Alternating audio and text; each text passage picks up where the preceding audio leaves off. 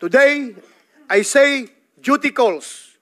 My duty to the truth and nothing but the truth. Walang reward system. Flashback. Nakausap ba kayo, diretsyo ni Pangulong Duterte, ukol sa pabuya kung ito nga ba'y 2 million sa bawat madadala ng ating mga kababayan na mga drug pushers? Kasama po ba ang mga pulis dito sa pabuya?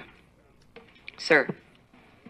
Wala pong pili yan, Your Honor. Kung ang pulis ay involved sa droga at siya'y nahuli, yung informant po ay makakatanggap ng corresponding reward na in-offer ni Presidente. So nag-usap kayo ng ating Pangulo ukol dyan. Magkano po daw ang ibibigay sa bawat informant na magbibigay ng pangalan ng isang pusher?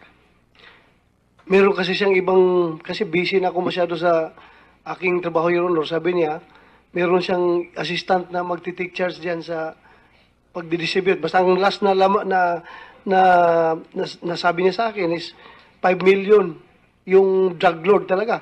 Yung malalaking drug lord, 5 million ibibigay niya. So depende doon sa kanilang anatomy kung saan, Kung yung mas nasa mataas. taas, mas mataas. Pag sa baba, mababa. Ang gusto ko malaman, yung pulis mismo, sa sibilyan, maaari yung 5 million.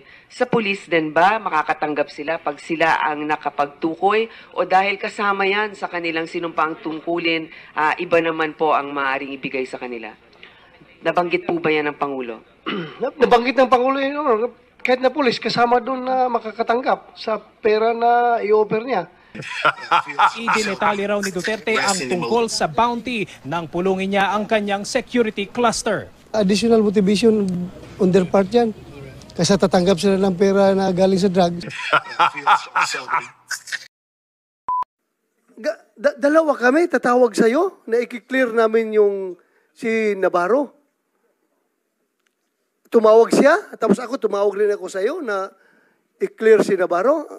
Please enlighten us. Bakit dalawa kagad kami nilamp mo na tumawag para i-clear si Navarro? Ang hirap intindihin. Bakit nagkasabay pa kami tumawag? Hindi na magsabay, Sir, Your Honor, Mr. Chair. Sa totoo lang, tumawag ka sa akin. No, una si Sir Bong. Nagsasabi naman akong totoo, Your Honor, Mr. Chair. At saka pangalawa, ikaw na. Hindi ko sinasabi na nagsinungaling ka. Ang motive lang tinatanong ko. Hindi ko sinasabi na nagsinungaling ka. I may not remember that instance na tumawag ako sa'yo. Kung ikaw, vividly remembered mo, ako, hindi ko ma-remember. Remember me.